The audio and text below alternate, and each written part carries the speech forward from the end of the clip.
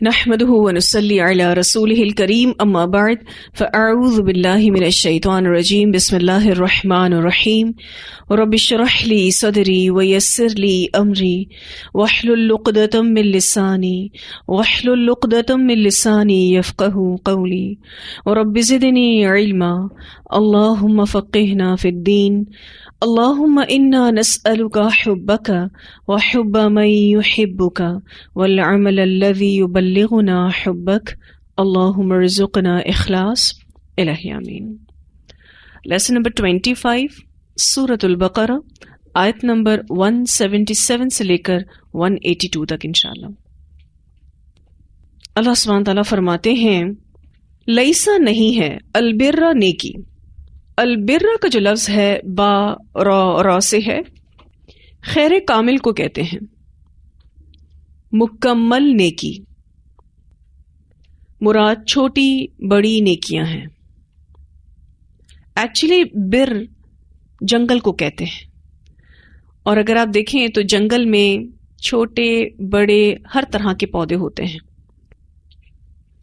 تو مرادی معنی چھوٹی بڑی نیکیاں ان چھوٹے بڑے پودوں کی طرح۔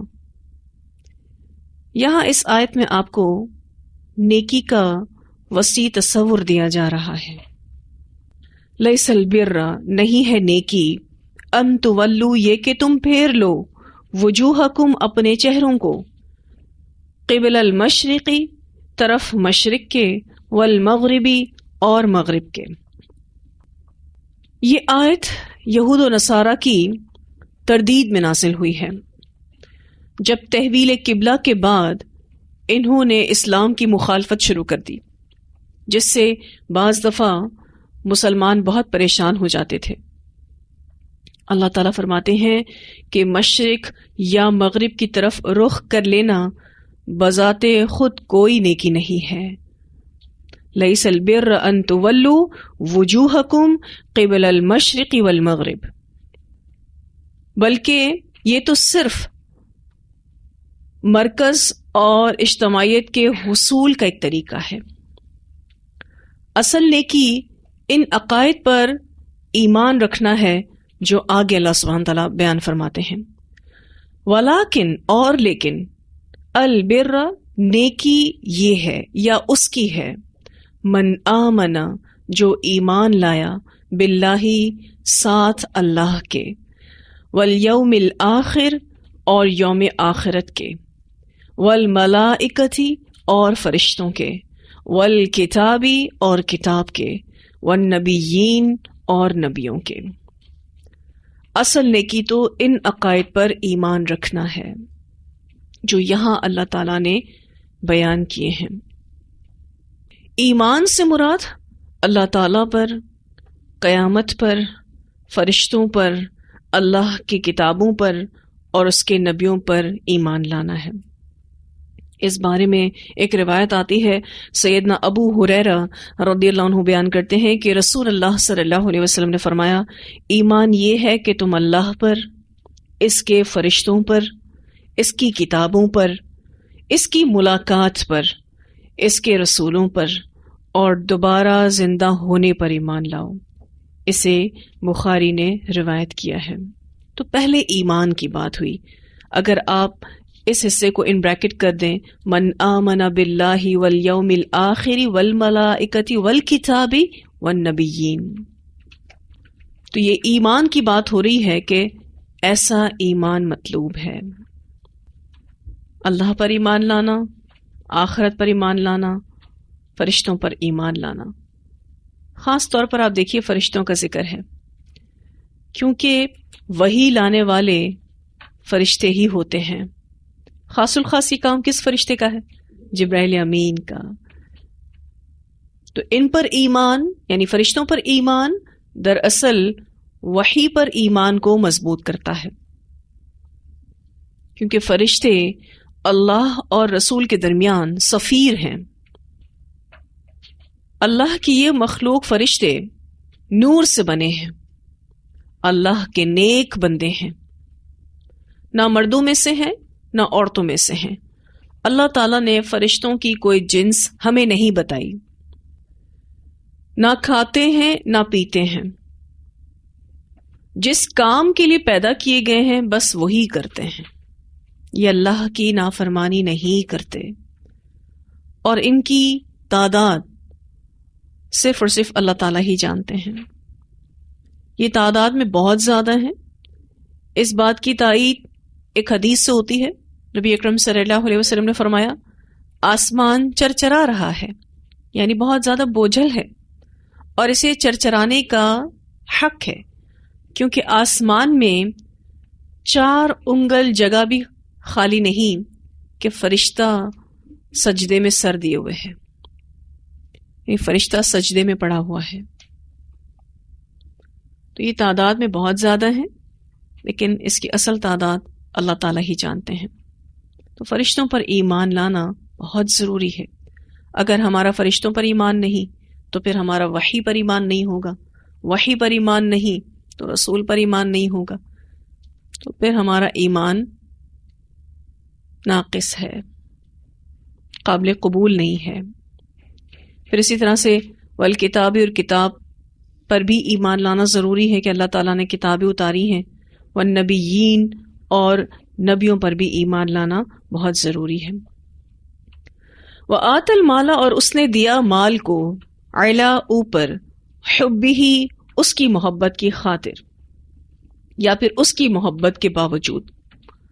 حبی ہی کے آخر میں جو ہی ہے، اگر اس ضمیر کو آپ سرکل کر لیں، اس کی محبت کی خاطر یعنی اللہ کی محبت میں، اللہ کی محبت کی خاطر۔ دوسرا معنی اس کی محبت کے باوجود، یعنی مال کی محبت کے باوجود۔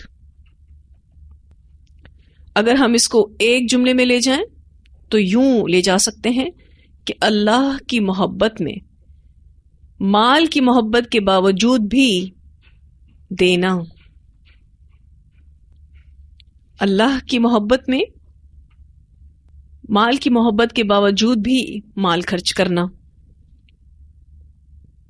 وآت المال علی حبہ، اور اس نے دیا مال کو اوپر اس کی محبت کی خاطر، یا پھر اس کی محبت کے باوجود۔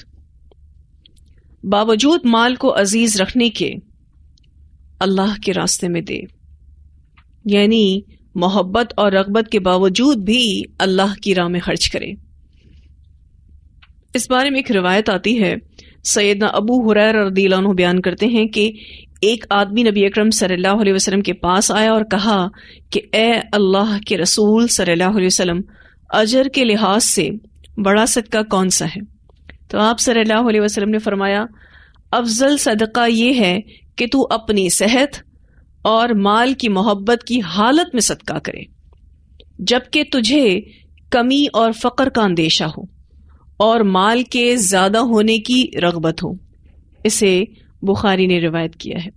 یعنی مال کی محبت کے باوجود اللہ کی راہ میں خرچ کرنا، اپنی پسندیدہ چیز کو اللہ کی راہ میں خرچ کرنا، اپنی ضرورت کو روک کر خرچ کرنا، یہ تبھی ممکن ہے کہ جب کوئی اسٹرانگ موٹیویشن آپ کے پاس ہو، مضبوط جذبہ ہو، اور وہ مضبوط جذبہ اللہ کی محبت اور فرمانبرداری کے علاوہ کوئی نہیں ہو سکتا۔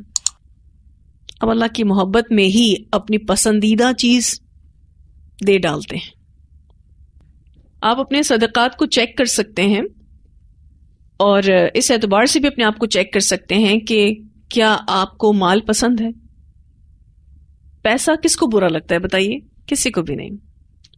اپنے مال سے سبھی کو محبت ہوتی ہے، لیکن جب ہم اللہ کی خاطر اس کو خرچ کرتے ہیں، حالانکہ ہمیں یہ ڈر بھی ہوتا ہے کہ کہیں ختم نہ ہو جائے، اور ہمیں اس کا جمع کرنا بھی اچھا لگتا ہے، لیکن اس کے باوجود بھی ہم اللہ کے راستے میں دیتے ہیں، تو یہ اللہ تعالیٰ کو بہت ہی پسند ہے۔ اللہ سبحانہ تعالیٰ فرماتے ہیں وَآتَ الْمَالَ عَلَىٰ حُبِّهِ، اور اس نے دیا مال کو اوپر اس کی محبت میں۔ یہاں سے حقوق العباد کا ذکر ہو رہا ہے۔ وَآتَ الْمَالَ عَلَىٰ حُبِّهِ سے اگر آپ بریکٹ میں لے لیں تو وفر رقاب تک انشاءاللہ یہ حقوق العباد کی بات ہو رہی ہے جو کہ ابھی ہم آگے کنٹینیو کر رہے ہیں. وَآتَى الْمَالَ عَلَى حُبِّهِ اور اس نے دیا مال کو اوپر اس کی محبت کے باوجود یا پھر اس کی محبت کی خاطر.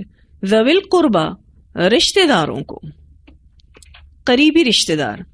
قریبی رشتہ دار میں سب سے پہلے والدین آتے ہیں اور اولاد آتی ہے. یہ سب سے زیادہ قریبی رشتہ دار ہے کسی بھی انسان کے لیے، اس کی اپنی اولاد اور والدین، پھر والدین کے والدین، اور پھر اس کے بعد باقی عزیز و اقارب ہیں. اس بارے میں ایک روایت آتی ہے، رسول اللہ صلی اللہ علیہ وسلم نے فرمایا مسکینوں پر صدقہ کرنا صرف صدقہ ہے، مگر اپنے رشتہ داروں کو دینا صدقہ بھی ہے اور صلہ رحمی بھی ہے. اسے مسند احمد نے روایت کیا ہے. جب آپ اپنے رشتے ناتوں پر خرچ کرتے ہیں تو آپ صدقہ بھی کر رہے ہوتے ہیں اور صلہ رحمی بھی کر رہے ہوتے ہیں. تحفے کی اصل روح کیا ہے؟ جب بھی آپ کسی کو تحفہ دیتے ہیں تو آپ اپنے اس احساس کا اظہار کرتے ہیں کہ آپ میرے بہت نزدیک ہیں، آپ میرے بہت قریبی ہیں. جب بھی آپ کسی کو کوئی تحفہ دیتے ہیں اس احساس کا اظہار آپ اس کو کر رہے ہوتے ہیں کہ وہ شخص آپ کے دل کے بہت قریب ہے. یہ اور بات ہے کہ آج کل تحفے بھی احساس سے عاری ہو گئے، لیکن اصل روح تحفے کی یہی ہے، اپنے قریبی رشتہ داروں کو دینا. اس اعتبار سے بھی ہم سب نے اپنے آپ کو چیک کرنا ہے کہ ہمارے تحفے تحائف قریبی رشتہ داروں تک کتنے جا رہے ہیں. کیونکہ آج کل یہ معاملہ ہو گیا ہے کہ غیروں کو تو لوگ تحفے دے دیتے ہیں، اپنوں کو نہیں دیتے. حالانکہ سب سے پہلے آپ دیکھیں کن کا نام آیا ہے، ذوی القربا، قریبی رشتہ داروں کو، اولاد کو، والدین کو، والدین کے والدین، اور پھر اسی طرح سے دیگر عزیز و اقارب. ایک روایت آتی ہے، سیدنا عبداللہ بن مسعود رضی اللہ تعالیٰ عنہ بیان کرتے ہیں کہ میں نے نبی اکرم صلی اللہ علیہ وسلم سے پوچھا کون سا عمل اللہ تعالیٰ کو سب سے زیادہ محبوب ہے؟ رسول اللہ صلی اللہ علیہ وسلم نے فرمایا نماز اس کے وقت پر ادا کرنا. اس سوال سے آپ کیا اندازہ لگاتے ہیں؟ ایک صحابی نے آ کے سوال پوچھا کہ اللہ تعالیٰ کو سب سے زیادہ کون سا عمل پیارا ہے؟ عمل کرنے کی لگن اور جنت کا شوق. ٹھیک ہے جی. ان صحابی کے سوال سے اس بات کا اندازہ ہوتا ہے کہ ان کو اللہ تعالیٰ کی محبت چاہیے تھی، اس لیے انہوں نے آ کے نبی اکرم صلی اللہ علیہ وسلم سے سوال کیا کہ اللہ کو کون سا عمل محبوب ہے، میں اس کو کر لوں تو میں اللہ کا محبوب بن جاؤں، مجھے اللہ کی محبت مل جائے. تو نبی اکرم صلی اللہ علیہ وسلم کا پہلا جواب آپ دیکھیے کہ نماز اس کے وقت پر ادا کرنا. جو بھی نماز کو وقت پر ادا کرتا ہے وہ اللہ سے محبت کرنے کا ثبوت دیتا ہے. میں نے پوچھا پھر کون سا عمل؟ فرمایا والدین کے ساتھ نیکی کرنا. جتنا زیادہ ہم اپنے والدین کے ساتھ نیکی کر سکیں اللہ تعالیٰ کو بہت پیارا ہے. میں نے پوچھا پھر کون سا عمل؟ رسول اللہ صلی اللہ علیہ وسلم نے فرمایا اللہ کے راستے میں جہاد کرنا. اسے بخاری نے روایت کیا. آپ کسی بھی طرح کا جہاد کریں، مثلا آپ ابھی پڑھنے آئے ہیں تو آپ اللہ کے راستے میں مجاہد ہیں، اللہ کو بہت پسند ہے. جب ہم اس بات کی کوشش کرتے ہیں، دعا کرتے ہیں کہ ہمیں اللہ کی محبت ملے، تو لازماً ایسے عمل بھی کرنے کی ضرورت ہے جس میں سب سے پہلی چیز اپنی نماز کو بہتر سے بہتر بنانا، پھر اپنے والدین کو سرو کرنا یعنی ان کی خدمت کرنا اور دل سے خدمت کرنا، اور پھر اللہ کے راستے میں جہاد کرنا. ایک اور بہت مشہور حدیث ہے، سیدنا ابو ہریرہ رضی اللہ عنہ بیان کرتے ہیں کہ ایک شخص رسول اللہ صلی اللہ علیہ وسلم کی خدمت میں حاضر ہوا اور عرض کی اے اللہ کے رسول صلی اللہ علیہ وسلم، میرے حسن سلوک کا سب سے زیادہ حقدار کون ہے؟ فرمایا تمہاری ماں. اس نے پوچھا پھر کون؟ فرمایا تمہاری ماں. اس نے پوچھا پھر کون؟ رسول اللہ صلی اللہ علیہ وسلم نے فرمایا تمہاری ماں. اس نے پوچھا پھر کون؟ آپ صلی اللہ علیہ وسلم نے فرمایا تمہارا باپ. اسے بخاری نے روایت کیا. 3 بار رسول اللہ صلی اللہ علیہ وسلم نے ماں کا نام لیا، اور سب سے زیادہ ماں ہی بیچاری ہوتی ہے. تو سب سے زیادہ پیرنٹس میں بھی ورتھ ماں کی ہے، کیونکہ اس نے جو تکلیف اٹھائی ہے نا اپنی اولاد کے لیے، وہ باپ نے نہیں اٹھائی ہے، وہ صرف ماں نے اٹھائی ہے. اسی لیے نبی اکرم صلی اللہ علیہ وسلم نے 3 بار ماں کا نام لیا ہے. آپ دیکھیے، والدین کے ساتھ اس نے سلوک کرنا، رشتہ داروں کے ساتھ اس نے سلوک کرنا، اپنی اولاد کے لیے اچھا معاملہ رکھنا، یہ آپ کو نیکی میں آگے بڑھاتا ہے. پھر رشتہ داروں سے اس نے سلوک کرنا، والدین کے ساتھ اس نے سلوک کرنا، یہ مشکل کام بھی ہے، اس اعتبار سے کہ رشتہ دار آپ کو آپ کی مرضی کے نہیں ملے، وہ اللہ تعالیٰ نے آپ کو دیے ہیں. ہو سکتا ہے کہ آپ کا مائنڈ سیٹ ان سے نہ ہوتا ہو. جیسے دوست آپ خود بناتے ہیں تو آپ ان کے ساتھ بہت اچھے سے رہتے ہیں، کیونکہ آپ نے اپنی مرضی کا انسان اپنا دوست بنایا ہے. لیکن رشتے ناتے چونکہ اللہ تعالیٰ نے ہمیں عطا کیے تو ان کے ساتھ اس نے سلوک مشکل ہوتا ہے، ان کے ساتھ مینج کرنا بھی سم ٹائمز مشکل ہوتا ہے. لیکن صلہ رحمی اتنا خوبصورت عمل ہے کہ جو کرے، تو ہم پڑھ چکے ہیں حدیث میں کہ اس کے رزق میں برکت ہوتی ہے، اس کے عمر میں برکت ہوتی ہے، صلہ رحمی کرنے والا جنت میں جائے گا. پھر اسی طرح سے نبی اکرم صلی اللہ علیہ وسلم نے یہ بھی واضح کیا کہ صلہ رحمی یہ نہیں کہ جو جوڑے تو مجھ سے جڑو، صلہ رحمی تو یہ ہے کہ جو کاٹے تو مجھ سے جڑو. پھر یہ کہ جب ہم دینے والے بنے اور اللہ کی خاطر دینے والے بنے تو پھر یہ دینا غرض کے بغیر ہونا چاہیے اور خلوص کے ساتھ ہونا چاہیے،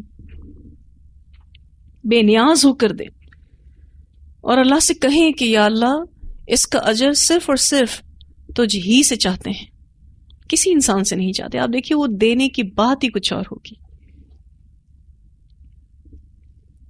وَآتَ الْمَالَ عَلَى حُبِّهِ ذَوِي الْقُرْبَى، پھر فرمایا وَالْيَتَامَى، اور یتیموں کو دینا.